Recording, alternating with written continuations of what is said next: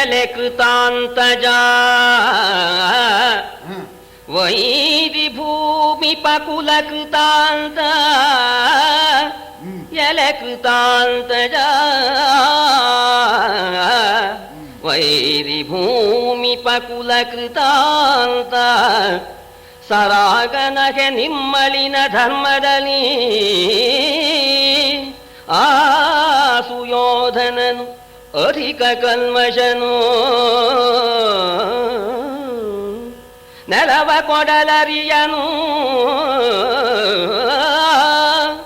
ನೆಲವ ಕೊಡಲರಿಯನು ವೃಥಾ ಕಕ್ಕುಲಿತೆಯಲ್ಲದೆ ಕಾಣೆನಿದರಲಿ ಫಲವನು ಎನುದ ಸುರಾರಿ ನುಡಿದನು ಧರ್ಮತನು ಜಂಗೆ ವೈರಿ ಭೂಮಿ ಕೃತಾಂತ ಶತ್ರುರಾಜರಿಗೆ ಯಮಸ್ವರೂಪ ನೀನು ಮನಸ್ಸು ಮಾಡಿದ್ರೆ ನೀವು ಒಬ್ಬನೇ ಸಾಕು ಶತ್ರುರಾಜರನ್ನು ಸಂಹಾರ ಮಾಡತಕ್ಕಂತ ಯೋಗ್ಯತೆ ಉಳ್ಳು. ಕೃತಾಂತಜ ಯಮನ ಮರ ಯಮಸ್ಯ ಕರುಣಾನಾಸ್ತಿ ಅಂತ ಹೇಳ್ತಾರೆ. ಯಮನಿಗೆ ಕರುಣೆ ಇಲ್ಲ ಅಂತ ಅವರು ಮಾಡಬಾರದ್ದೆಲ್ಲ ಮಾಡಿದ್ದಾರೆ ನಿನಗೆ. ಅಂಥ ಕೌರವರು, ಅಂಥವರಲ್ಲಿ ಸರಾಗನಹೇ ಕರುಣೆ ತೋರಿಸ್ತಾ ಇದೆಯಲ್ಲೋ. ನಿನ್ನ ಧರ್ಮ ಅಂತದ್ದಪ್ಪ, ನಿನ್ನ ನಿರ್ಮಲವಾದ ಧರ್ಮದಿಂದ ಇಷ್ಟು ಅಪಚಾರ ಮಾಡಿರ್ತಕ್ಕಂಥ ಆ ಕೌರವರಲ್ಲೂ ಕೂಡ ಯಮಧರ್ಮರಾಜನ ಮಗನಾಗಿ ಪ್ರೀತಿ ತೋರಿಸ್ತಾ ಇದೆಯಲ್ಲೋ. ಆದರೆ ನಿನ್ನ ಪ್ರೀತಿಗೆ ಬೆಲೆ ಬರೋದಿಲ್ಲಪ್ಪ, ಏನ್ ಮಾಡೋಣ ಅಂತ ಹೇಳ್ತಾನೆ. ನೀನು ಇಷ್ಟು ಧರ್ಮದಿಂದ ಇಷ್ಟ ಅಂದ್ರೂ ಕೂಡ ಹೀಗೆ ಹೇಳಿ ಕಳಿಸ್ತಾರಲ್ಲ, ಕಡೆಯೇ ಇಲ್ಲ ಅಂತ ನೋಡ ಅಂತ ಪಾಪಿ ಅವ. ಆ ಪಾಪಿ ಎಷ್ಟು ಒಳ್ಳೆ ಮಾತು ಹೇಳಿದ್ರು ಕೂಡ ಕೊಡೋದಿಲ್ಲ. ಸುಮ್ಮನೆ ನಾವು ಆಸೆ ಪಟ್ಕೊಳ್ಳೋದು ಒಂದೇನೆ, ಇದೇನು ಫಲವಾಗೋದಿಲ್ಲ. ಇದ್ ವಿಚಾರ ನಾವು ಹೇಳ್ತೇವೆ, ನಿನ್ನ ಆಸೆ ನೆರವೇರುವುದಿಲ್ಲ ಅಂತ. ಇದಕ್ಕೆ ಸಾಮರ್ಥ್ಯ ಇದ್ದೂ ಕೂಡ ಯಾವನು ಸಹಿಸ್ತಾನೋ ಅವನ್ನ ಸ್ವರ್ಗದ ಮೇಲಕ್ಕೆ ಏರಿಸಿಬಿಟ್ಟಿದ್ದಾರೆ. ದ್ವಾವಿವು ಪುರುಷವು ಲೋಕೆ ಸ್ವರ್ಗಸ್ಯೋಪರಿ ತಿಷ್ಠತಃ ಪ್ರಭುಶ್ಚ ಕ್ಷಮಯಾಯುಕ್ತ ದರಿದ್ರಶ್ಚ ಪ್ರಧಾನವಾನ್ ಅಂತ ನಿನ್ನೆ ಬಂದಿತ್ತು. ಹಾಗೆ ಸರಾಗನೆ ಆ ಪದಗಳು ಕೂಡ ಹಾಗಿದೆ.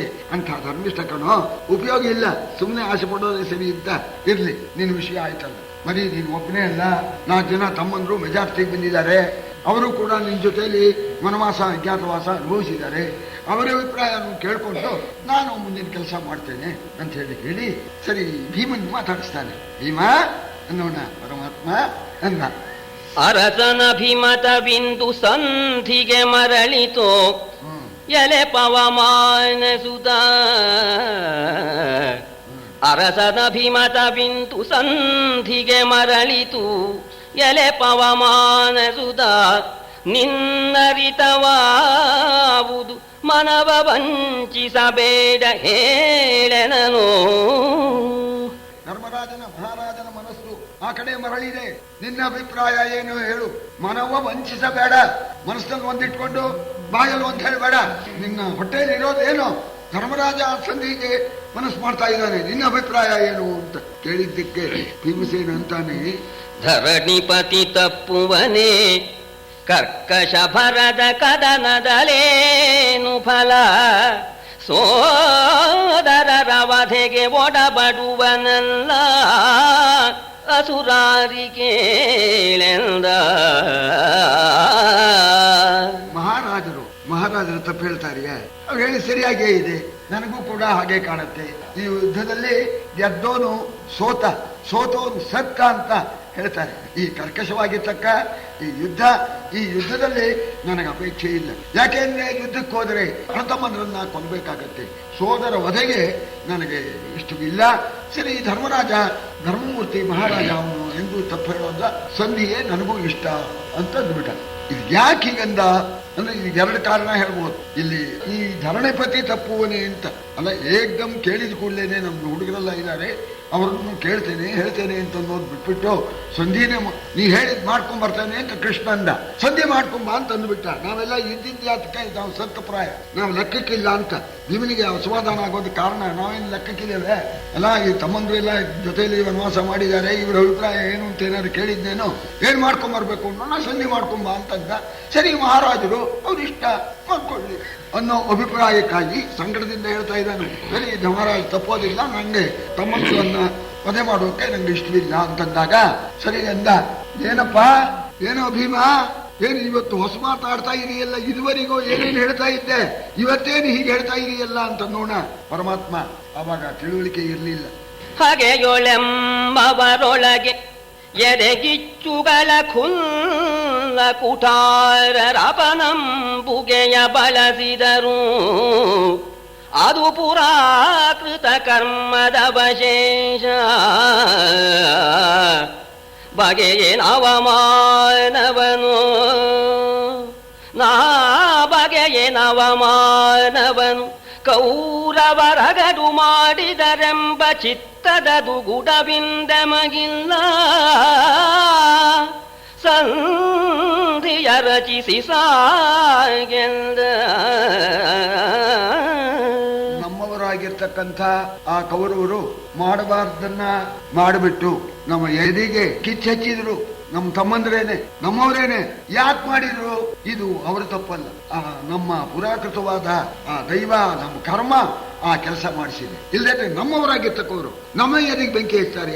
ಇದು ಪುರಾಕೃತದ ಕರ್ಮದ ಅವಶೇಷ ಅಂತ. ಸುಖಸ್ಯ ದುಃಖಸ್ಯ ನಕೋಪಿ ದಾತ ಪರೋ ದದಾತೀತಿ ಕುಬುದ್ಧಿರೇಶ. ಸುಖ ದುಃಖಗಳು ಇನ್ನೊಬ್ಬರಿಂದ ಬರ್ತಕ್ಕಂಥದ್ದಲ್ಲ.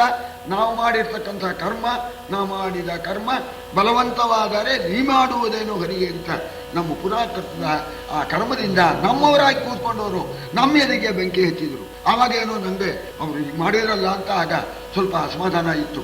ಈಗ ವಿಚಾರ ಮಾಡಿ ನೋಡಿದರೆ ಅದಕ್ಕೆ ಅವರು ಕಾರಣ ಅಲ್ಲ, ನಮ್ಮ ಕರ್ಮ ಕಾರಣ. ನಮ್ಮ ಕರ್ಮದಿಂದ ನಮಗೆ ಇಂತಹ ಸಂಕಟ ನಮ್ಮವರೇ ಉಂಟು ಮಾಡಿದ್ರು. ಇವತ್ತು ನನಗೆ ಅವರ ಮೇಲೆ ಆ ವೈರಭಾವನೆ ಅಂತನ್ನೋದು ಇಲ್ಲ.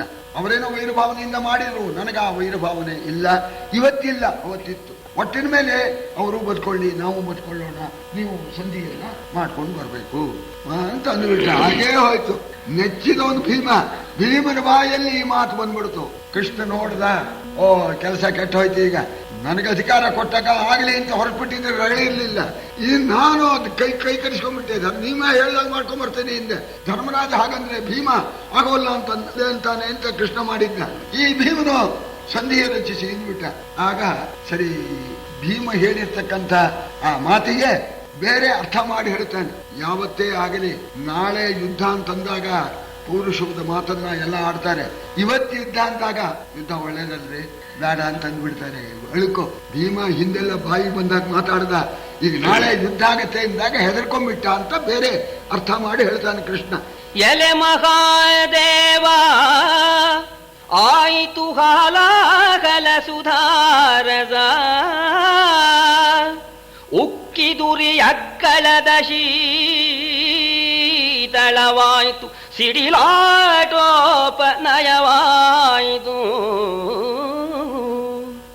ಕೊಳುಗುಳಕ್ಕೆ ಪವಮಾನ ನಂದನ ನಲುಕಿದನು,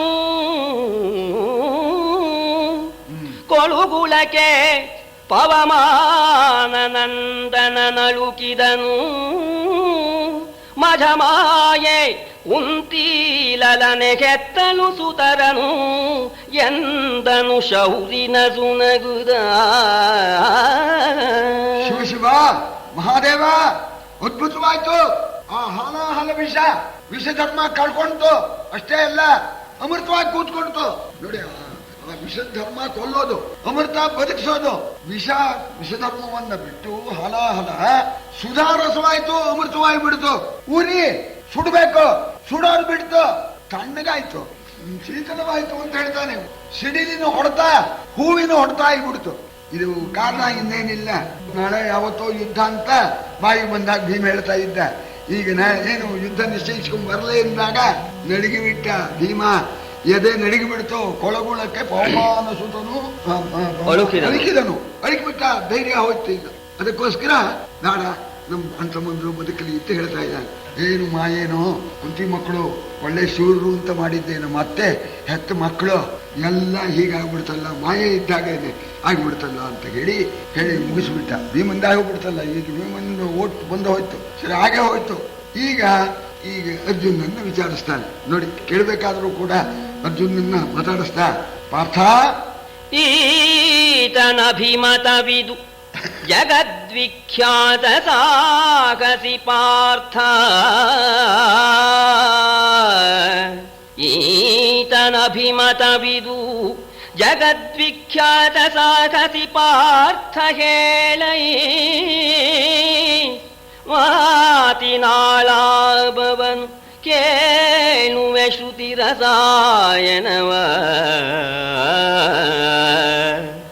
ಭೀತಿ ಬೇಡಿನ್ನು ಭೀತಿ ಬೇಡಿನ್ನೆನಲು ಬೇರೆ ಮಗೇತರಭಿಮತವು ಏನ ಬೆಸಸಿದಡೆ ಆತು ಕೊಂಬೆನು ಶಿರದಲ್ಲಿ ಏನ ಬೆಸಸಿದರಾತು ಕೊಂಬೆನು ಶಿರದಲ್ಲಿ ಎಂದನು ಪಾರ್ಥ ವಿನಯದಲ್ಲಿ. ಭೀಮ ಯುದ್ಧಕ್ಕೆ ಕಂದ್ಕೊಂಡ್ಬಿಟ್ಟ, ಕುಂತಿದೇವಿ ಹೆತ್ತ ಮಕ್ಕಳು ಶೂರರಲ್ಲ ಅಂತ ಹೇಳಿ, ಪಾರ್ಥ ಜಗದ್ವಿಖ್ಯಾತ ಸಾಹಸಿ, ನಿನ್ನ ಪರಾಕ್ರಮವನ್ನ 3 ಲೋಕವು ಕೊಂಡಾಡ್ತಾ ಇದೆ. ಹೇಳು ಪಾರ್ಥ, ನಿನ್ನ ಅಭಿಪ್ರಾಯ ಹೇಳು, ಹೆದರ್ಕೋಬೇಡ. ಅವ್ರಿಗೆ ವಿರೋಧವಾಗಿ ಹೇಳಬೇಕಾಗತ್ತೆ ಅಂತ, ಅಣ್ಣಂದ್ರಿಗೆ ವಿರೋಧವಾಗಿ ಹೇಳಬೇಕಾಗತ್ತೆ ಅಂತ ನೀನು ಹೆದರ್ಕೋಬೇಡ. ಹೇಳು, ಸರಿ, ನಿನ್ನ ಮಾತು ನನ್ನ ಕಿವಿಗೆ ಒಳ್ಳೆ ಅಮೃತ ಸುರದ ಹಾಗಾಗ್ಬೇಕು, ಶ್ರುತಿಗೆ ರಸಾಯನ ಹಾಕಿದಾಗ ಕಿವಿಗೆ ರಸಾಯನ ಹಾಕಿದಾಗ ಕಿವಿ ಹಿತವಾಗಬೇಕು ಅಂಥ ಮಾತು, ಅದನ್ನ ನಾನು ಕೇಳ್ತೇನೆ, ನೀನು ಹೇಳು ಅಂತ ಹೇಳಿ ಇಲ್ಲಿ ಮಾತಿನ ಆಲಾಪವನ್ನು ಕೆಲವು ಒಂದು ಪಾಠದಲ್ಲಿ ನೂತನ ಆಲಾಪವನ್ನು ಅಂತೂ ಸೇರಿಸ್ತಾ, ಹೇಳಿದ್ದೆ ಹೇಳ್ಬೇಡಯ್ಯ, ಕೇಳಿ ಬೇಜಾರ ಹೋಗಿದೆ, ಹೊಸ್ತರ ಮಾತು ಬರಲಿಲ್ಲ. ನೂತನ ಆಲಾಪ ಅಂದ್ರೆ ಯಾವ್ದು ಬರ್ಬೇಕು ಅನ್ನೋದು ಆಗತ್ತಲ್ಲ, ಇದು ಶ್ರುತಿ ರಸಾಯನವಾಗಿರ್ಬೇಕು, ಹೆದರ್ಕೋಬೇಡ ಹೇಳು ಅಂತ ಕೇಳ್ದ. ನಿಜವಾಗೂ ಮಹಾನುಭಾವ ಪಾರ್ಥ ಬಹಳ ಬುದ್ಧಿವಂತ ಯೋಚನೆ ಮಾಡದ. ಕೃಷ್ಣನ ಅಭಿಪ್ರಾಯ ಸಂಗ್ರಾಮ ಅಂತ ಇದೆ, ಇಬ್ಬರು ಅಣ್ಣಂದ್ರು ಸಂಧಿ ಆಗಲಿ ಅಂತ ಹೇಳಿದ್ದಾರೆ. ಈಗ ನನ್ನನ್ನ ಹೆದರ್ಕೋಬೇಡ ಹೇಳು ಅಂತಾನೆ, ನಾನು ಅಣ್ಣಂದ್ರಿಗೆ ವಿರುದ್ಧವಾಗಿ ಹೇಳಲೆ, ಸಂಗ್ರಾಮ ಆಗಲಿ ಅಂತಂದ್ರೆ ಕೃಷ್ಣನಿಗೆ ಸಮಾಧಾನ ಆಗುತ್ತೆ. ಅಣ್ಣಂದಿಗೆ ವಿರುದ್ಧವಾಗಿ ನಾ ಹೇಳಲೆ, ಅದು ಸರಿಯಲ್ಲ. ದೊಡ್ಡವರು ಅವ್ರು ಹೇಳಿದ್ದಕ್ಕೆ ನಾನು ವಿರುದ್ಧವಾಗಿ ಹೇಳಬಾರದು. ಹಾಗಾದ್ರೆ ಪರಮಾತ್ಮ ಹೇಳಯ್ಯ, ಕಿವಿಗೆ ಹಿತವಾಗ್ತಕ್ಕಂಥ ಮಾತನ್ನ ಅಂತ ಕೇಳ್ತಾ ಇದ್ದಾನೆ. ಸರಿ, ಪರಮಾತ್ಮನಿಗೂ ವಿರುದ್ಧವಾಗಿ ನಾವು ಹೇಳಬಾರ್ದು ಅಂದ. ಒಳ್ಳೆ ಬುದ್ಧಿವಂತ. ಸರಿ ಪರಮಾತ್ಮ, ಸರಿ ನಮ್ಗೆ ಓಟ್ ಕೊಡೋ ಅಧಿಕಾರ ಇಲ್ಲ, ನೀವು ಎಲ್ಲ ದೊಡ್ಡವರು ಹೇಳಿರಿ, ನೀವು ತೀರ್ಮಾನ ಮಾಡಿದ್ದನ್ನ ಹೇಳಿಬಿಟ್ರೆ ತಲೆಯಲ್ಲಿ ನಡೆಸೋ ಅಧಿಕಾರ ಎಷ್ಟೋ ಅಷ್ಟು ಅಂತ ತಪ್ಪಿಸ್ಕೊಂಡ ಅವನು. ಇಲ್ಲಿ ನೀವು ಹೇಳಿರ್ತಕ್ಕಂಥದ್ದನ್ನ ನಾವು ಶಿರಸ್ನಲ್ಲಿ ನಡೆಸ್ತಕ್ಕಂಥ ಅಧಿಕಾರವಿನ ಅಭಿಪ್ರಾಯ ನಂದು ಅಂತ ಸ್ವಂತ ಬೇರೆ ಇಲ್ಲ ಅಂದ್ಬಿಟ್ಟ. ಎಲ್ಲ ಹೊಡೆದಾಡ್ತಾ ಇದ್ರು. ಸರಿ, ಅವನೊಬ್ಬನು ಹೊಡೆಸ್ಕೊಂಡ, ಒಬ್ಬನು ಹೊಡೆದ, ಅವನು ಫಿರ್ಯಾದಿ ಮಾಡ್ದ. ವೆಸ್ಟ್ ಕೋರ್ಟ್ನಲ್ಲಿ ವಿಚಾರ, ಇಬ್ರು ಬೇಕಾದವರು. ಇವ್ರು ಕೇಳಿದ್ರು, ಏನ್ರಿ ಇವ್ರು ಅವ್ರಿಗೆ ಹೊಡೆದ್ರೆ ಏನ್ರಿ ಅಂತ. ಏನು ನಾನು ಆ ಕಡೆ ನೋಡ್ತಾ ಇದ್ದೆಪ್ಪ, ಅವ್ರವ್ರು ಕೂಗಾಡ್ತಾ ಇದ್ರು, ಹೊಡೆದ ಶಬ್ದ ಆಯ್ತು, ಯಾರಿಗೆ ಹೊಡೆದ್ರು ಗೊತ್ತಾಗ್ಲಿಲ್ಲ. ಹೊಡೆದಿದ್ದು ಉಂಟು, ಇವನಿಗೆ ಹೊಡೆದೋ ಇವನಿಗೆ ಹೊಡೆದೋ, ಅದನ್ನಾಗ ಆ ಕಡೆ ನೋಡಿದ್ದೆ ಅಂತ ಒಬ್ರು ಅಂದಿದ್ರು ಸಾಕ್ಷಿ. ಅವಾಗ ಮ್ಯಾಜಿಸ್ಟ್ರೇಟ್ ಅಂದಂತೆ, ಬರುವಲ್ಲ ಕಡೆ ಒಳ್ಳೆ ಸಾಕ್ಷಿ ಹೇಳಿದ್ಯಾ ನೀನು ಅಂತ. ಹಾಗೆ ಅರ್ಜುನ ಅಭಿಪ್ರಾಯನೇ ಇಲ್ಲ. ಸರಿ, ಅರ್ಜುನ್ದು ಪ್ರಯೋಜನ ಇಲ್ಲ ಅಂತ ಆಮೇಲೆ ನಕುಲನ್ನು ಮಾತಾಡಿಸ್ತಾನೆ. ನಕುಲ ನೀ ಹೇಳನು ಮತವಾ ನಿನ್ನು ಕೂತಿ ಸಮರವೋ ಸ್ವಾಮವೋ ಮೇನ್ಸುಕರ ಮಂತ್ರವನರುಹು ನೀನಿನ್ನಂಜಬೇಡೆನಲು. ನಕುಲ, ನಿನ್ನ ಅಭಿಪ್ರಾಯನ ಸ್ಪಷ್ಟವಾಗಿ ಹೇಳು. ಯುದ್ಧ ಬೇಕು ಅಂತಿದ್ರೆ ಯುದ್ಧ ಅನ್ನು, ಬೇಡ ಅಂದ್ರೆ ಸಂಧಾನ ಅನ್ನು. ಹೆದರ್ಬೇಡ, ಅವ್ರು ಹೇಳಿದಾಗ ಹೇಳ್ಬೇಕು ಅಂತ ಏನಿಲ್ಲ ಅಂತ. ಸಮರವೋ ಸಂಧಿಯೋ ಅಂತ ಕೇಳ್ತಾನೆ. ಅವನು ಇವರಿಗಿಂತ ಧರ್ಮರಾಜನ ಹಾಗೆ ನಕುಲ, ಭೀಮನ ಹಾಗೆ ಸಹದೇವ. ಉದ್ದಕ್ಕೂ ಮಹಾಭಾರತದಲ್ಲಿ ಅವರವರ ಸ್ವಭಾವ ಹಾಗಿರುತ್ತೆ. ಸರಿ, ಈ ರೀತಿಯಾಗಿ ಸರಿ, ಸುಕರ ಮಂತ್ರವನ್ನು ಅರುಹು ಅಂತ ಇನ್ನೊಂದು ಮಾತು ಸೇರಿಸಿದ್ರು. ನಡೆಯೋದ ಮಾತನ್ನು ಹೇಳು ಅಂತ. ಅವರು ಕೊಡೋದಿಲ್ಲ ಅಂತ ಎಲ್ಲರಿಗೂ ಸ್ಪಷ್ಟವಾಗಿ ಹೇಳಿದಾರಲ್ಲ, ಮೂರ್ಖರು ಅವರು ಕೊಡೋದಿಲ್ಲ, ಆಸೆ ಇಟ್ಕೊಳ್ಳೋದು ಒಂದೇನೆ ಅಂತ. ಅದರಿಂದ ನಡೆಯೋ ಮಾತನ್ನ ಹೇಳು ಅಂತ ಕೇಳಿದ. ಕೇಳಿದರೆ ಈ ನಕುಲ, ಯುಕುತಿ ನಮಗಿನ್ನೇನು ಉಭಯ ರಾಜಕವ ಸಂತೈಸುವುದು ಬೇರೆ ಮುಕುತಿಯಲ್ಲಿಯದು ಕೃಷ್ಣ. ಉಭಯ ರಾಜಕವ ಸಂತೈಸುವುದು ಬೇರೆ ಮುಕುತಿಯಲ್ಲಿಯದು ಎಂದ ನಾಮಾದ್ರೇಯನೊಲವಿನಲಿ. ನಮಗೆ ಮಾತೇನಿದೆ, ನಮ್ಮ ಅಭಿಪ್ರಾಯ ಏನಿಲ್ಲ, ನಾನೇನು ಹೇಳಬೇಕಾದ್ದಿಲ್ಲ. ಪರಮಾತ್ಮ ದೊಡ್ಡವರಿದ್ದಾಗ ನಾವು ನಮ್ಮ ಅಭಿಪ್ರಾಯ ಕೊಡೋ ಹಾಗೆ ಇಲ್ಲ ಅಂತ ಅಷ್ಟಕ್ಕೆ ಬಿಡ್ಲಿಲ್ಲ ಇವ.